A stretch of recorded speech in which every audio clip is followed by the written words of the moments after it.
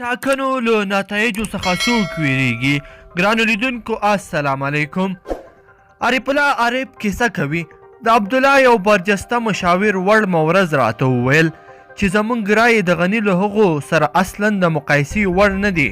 ما ویل ظالمه د وطن خان او فقیر ښځه او نر ټول په دې حقیقت پوه دي چې تاسو په خپلو اتو کې ډبل یاست. تاسو د غني 98% فعال مخالفین وګورئ، بیا د هغوی شخصي او کورني ژوند ته نظر وکړئ، نتیجه به غله، غاصبین او جنایتکاران یې راوځي. د ولسمشر غني تیره دوره د نهایت زیاتو مشکلاتو سره مخ وه او ډیر وطنوال پوهیږي چې علت یې د وطن پر چهار اطراف د فساد خبیثه کړې وه، مګر د ټولو ستونزو سره سره یې په ځینو زورواکو د پیشۍ تراوی وکړلې، ځینې د امپراتورۍ دعوهګیر سرنګون او رام نه کړل. نن سبا تاسو د غني مخالفین وګورئ، آیا یو کس داسې ثابتېدای شي چې د وطن لپاره دې چغې ووهي؟ دوی ټول د خپل مرګ یو تیره چاړه په اوبو کې ویني.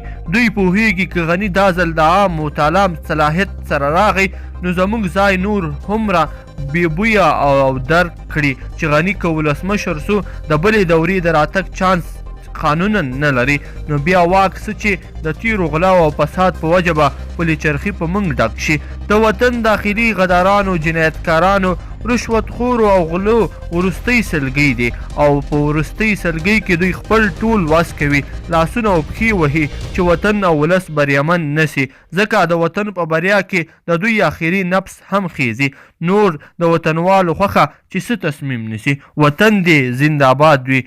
ګرانو لیدونکو ډیره مننه چې نننۍ ویډیو مو راسره تر پایه پورې وکتله. که چیرې مو نننۍ ویډیو خوښه شوې وي در سره لایک یې کړئ او نورو دوستانو سره هم شریکه کړئ. ډیره مننه.